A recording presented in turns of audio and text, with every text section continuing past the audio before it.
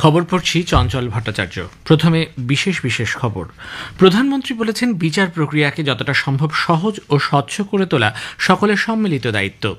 পরিবারের কেউ রাজনীতির সঙ্গে যুক্ত নন এমন যুবক যুবতীদের রাজনৈতিক ব্যবস্থায় সামিল হওয়ার জন্য আবেদনে বিপুল সাড়া মিলেছে বলে মন কি বাতে জানিয়েছেন প্রধানমন্ত্রী। কেন্দ্রীয় স্বরাষ্ট্র ও সমবায় মন্ত্রী গতকাল ভার্চুয়ালি ছত্তিশগড়ের নবরাইপুরে নার্কোটিক্স কন্ট্রোল ব্যুরোর আঞ্চলিক অফিসের উদ্বোধন করেছেন। শিল্প ও বাণিজ্য মন্ত্রী সিঙ্গাপুরে দ্বিপাক্ষিক বাণিজ্য এবং বিনিয়োগের নানা দিক নিয়ে বাণিজ্যিক সংস্থাগুলির নেতাদের সঙ্গে কথা বলেছেন। যথাযথ ধর্মীয় উদ্দীপনায় শ্রীকৃষ্ণের জন্মদিন জন্মাষ্টমী উৎসব আজ দেশ জুড়ে পালিত হচ্ছে। জাতিসংঘের মহাসচিব পশ্চিম এশিয়ায় আঞ্চলিক নিরাপত্তা ও পরিস্থিতি স্বাভাবিক করার জন্য অবিলম্বে ইসরায়েল ও হিজবুল্লাহকে সংযত হতে আহ্বান জানিয়েছেন। আসছে বিস্তারিত খবরে।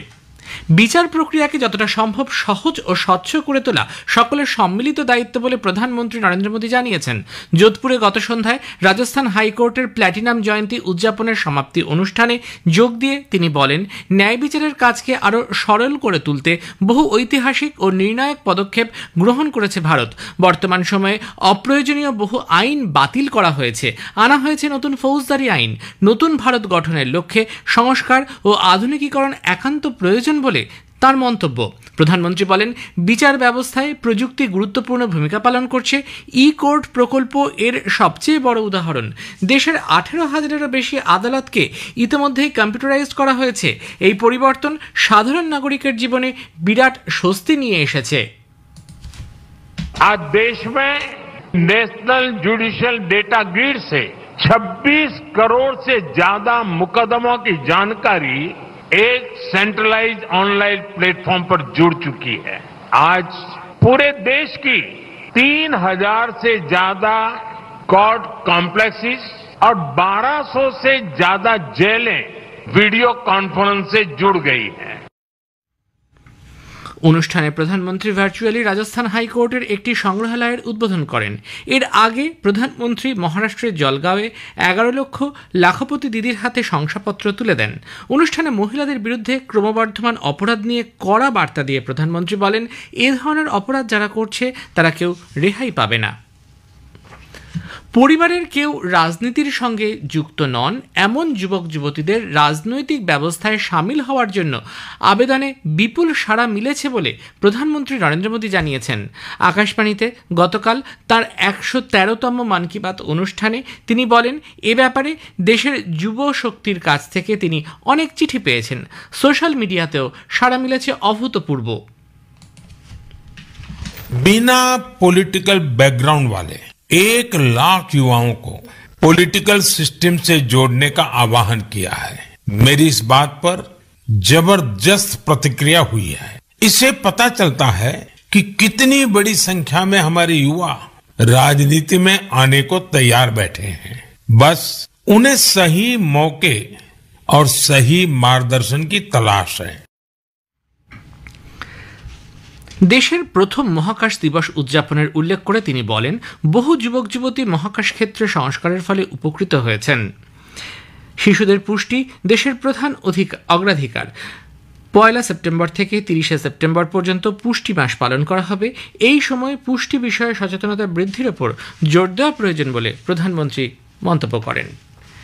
কেন্দ্রীয় স্বরাষ্ট্র ও সমবায় মন্ত্রী অমিত শাহ গতকাল ভার্চুয়ালি ছত্তিশগড়ের নবরাইপুরে নার্কোটিক্স কন্ট্রোল ব্যুরোর আঞ্চলিক অফিসের উদ্বোধন করেছেন। অনুষ্ঠানে তিনি বলেন, 2047 সালের মধ্যে মাদকমুক্ত দেশ গড়ে তুলতে প্রধানমন্ত্রী নরেন্দ্র মোদীর সংকল্প এখন প্রতিটি ভারতবাসীর স্বপ্ন হয়ে উঠেছে। মাদকের অবৈধ ব্যবসা দেশের নিরাপত্তার পক্ষে বিপজ্জনক এবং এর থেকে অর্জিত অর্থ দেশের অর্থনীতিকে দুর্বল করে তোলে। স্বরাষ্ট্রমন্ত্রীর সভাপতিত্বে ছত্তিশগড়ে মাদক পরিস্থিতি নিয়ে একটি পর্যালোচনা বৈঠক অনুষ্ঠিত হয়। স্বরাষ্ট্র প্রতিমন্ত্রী নিত্যানন্দ রায়, ছত্তিশগড়ের মুখ্যমন্ত্রী বিষ্ণুদেও সাই এবং উপমুখ্যমন্ত্রী বিজয় শর্মা সহ কেন্দ্র ও রাজ্য সরকারের উচ্চপদস্থ আধিকারিকরা ওই বৈঠকে উপস্থিত ছিলেন। বাণিজ্য ও শিল্পমন্ত্রী পীযূষ গোয়েল গতকাল সিঙ্গাপুরে দ্বিপাক্ষিক বাণিজ্য এবং বিনিয়োগের নানা দিক নিয়ে বাণিজ্যিক সংস্থাগুলির নেতাদের সঙ্গে কথা বলেছেন। এক বিবৃতিতে মন্ত্রক জানিয়েছে, ভারত ও সিঙ্গাপুরের মধ্যে বিভিন্ন ক্ষেত্রে বাণিজ্য সুযোগের নানা সম্ভাবনা নিয়ে বিস্তারিত আলোচনা হয়। ভারতের দ্রুত অর্থনৈতিক বিকাশ এবং বিভিন্ন ক্ষেত্রে সহযোগিতার পরিবেশকে কাজে লাগিয়ে দেশে বিনিয়োগ বৃদ্ধির ওপর বিশেষভাবে নজর দেওয়া হয়েছে। এর মধ্যে ক্ষুদ্র ও মাঝারি শিল্পোদ্যোগ রয়েছে। কেন্দ্রীয় মন্ত্রী সিঙ্গাপুরে ইনস্টিটিউট অফ টেকনিক্যাল এডুকেশন পরিদর্শন করেন। এ খবর প্রচারিত হচ্ছে আকাশবাণী থেকে। যথাযথ ধর্মীয় উদ্দীপনায় শ্রীকৃষ্ণের জন্মদিন জন্মাষ্টমী উৎসব আজ দেশ জুড়ে পালিত হচ্ছে। ভক্তরা ভগবান কৃষ্ণের পূজার জন্য বিভিন্ন মন্দিরে ভিড় করছেন। উত্তরপ্রদেশের মথুরা এবং বৃন্দাবনে ভগবান কৃষ্ণের জন্মতিথি উদযাপনের জন্য মন্দিরগুলিতে বিপুল জনসমাগম হয়েছে। ভগবান কৃষ্ণের জন্মস্থান মথুরায় বাঁকে বিহারী মন্দির, প্রেম মন্দির, ইস্কন মন্দির এবং শ্রীকৃষ্ণ জন্মভূমি মন্দির সহ হাজার হাজার মন্দিরকে সুসজ্জিত করা হয়েছে। শ্রীকৃষ্ণ জন্মাষ্টমী উপলক্ষে রাষ্ট্রপতি দ্রৌপদী মুর্মু দেশ ও বিদেশের সমস্ত ভারতীয় নাগরিককে শুভেচ্ছা জানিয়েছেন। এক বার্তায় তিনি বলেন, এই আনন্দের উৎসব আমাদের ভগবান শ্রীকৃষ্ণের দৈব আদর্শের প্রতি উদ্বুদ্ধ করে। তিনি সমস্ত নাগরিককে ভগবান শ্রীকৃষ্ণের আদর্শে দেশ ও জাতির অগ্রগতির লক্ষ্যে কাজ করার আহ্বান জানিয়েছেন। উপরাষ্ট্রপতি জগদীপ ধনখড়ও জন্মাষ্টমী উপলক্ষে দেশবাসীকে শুভেচ্ছা জানিয়েছেন। তিনি বলেন, ভগবান শ্রীকৃষ্ণের প্রেম, ভালোবাসা, জ্ঞান এবং ন্যায়ের প্রতীক। তিনি দেশবাসীকে ভগবান শ্রীকৃষ্ণের পথ অনুসরণের আহ্বান জানিয়েছেন। প্রধানমন্ত্রী নরেন্দ্র মোদীও এই উপলক্ষে দেশবাসীকে শুভেচ্ছা জানান। ব্রাজিলের বিদেশমন্ত্রী মাউরো ভিয়েরা ভারতে 4 দিনের সফরে গতকাল সন্ধ্যায় নতুন দিল্লিতে এসে পৌঁছেছেন। বিদেশ মন্ত্রক জানিয়েছে, ভিয়েরার সফর ভারত ও ব্রাজিলের মধ্যে কৌশলগত অংশীদারিত্বকে আরও শক্তিশালী করবে।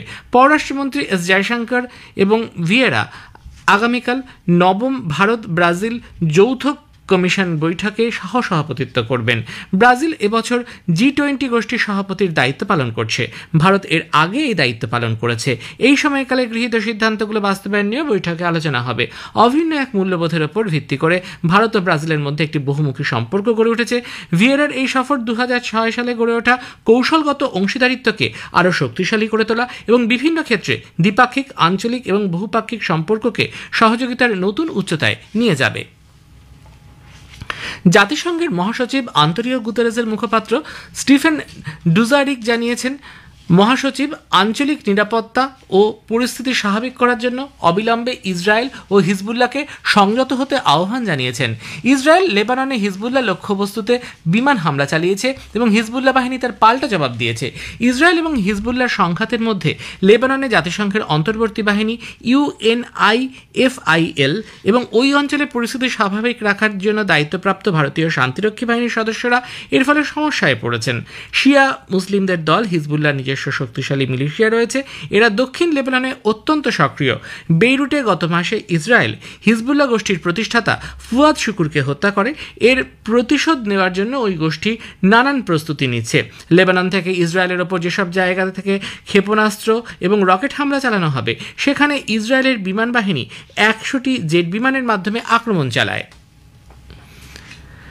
বাংলাদেশের অন্তর্বর্তী সরকারের প্রধান অধ্যাপক মোহাম্মদ ইউনুস বলেছেন, সাধারণ নির্বাচন কবে হবে সেটি একটি রাজনৈতিক সিদ্ধান্তের বিষয় এবং বাংলাদেশের জনগণই অন্তর্বর্তী সরকারের বিষয়ে সিদ্ধান্ত নেবেন।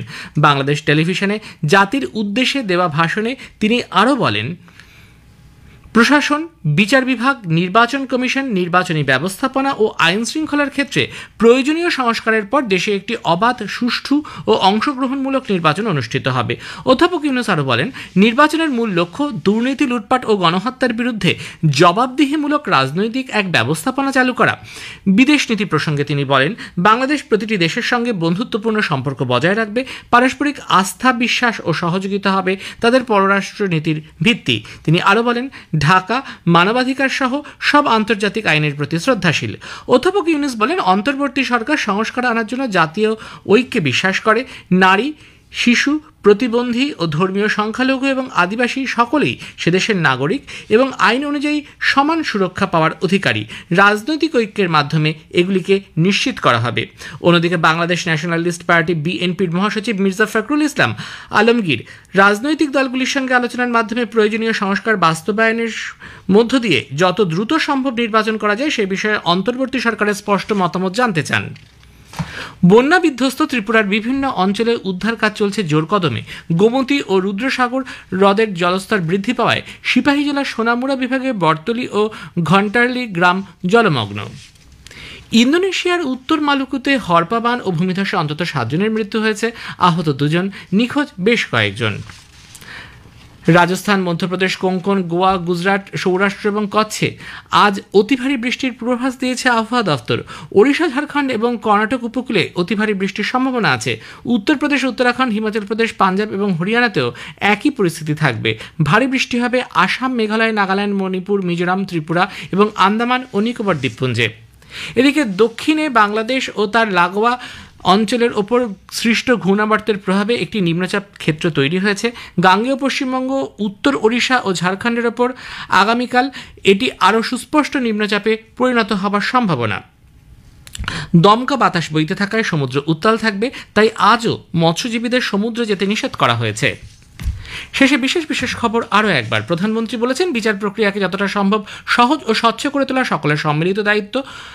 কেন্দ্রীয় স্বরাষ্ট্রমন্ত্রী গতকাল ভার্চুয়ালি ছত্তিশগড়ের নবরায়পুরে নার্কোটিক্স কন্ট্রোল ব্যুরোর আঞ্চলিক অফিসের উদ্বোধন করেছেন। খবর শেষ হলো।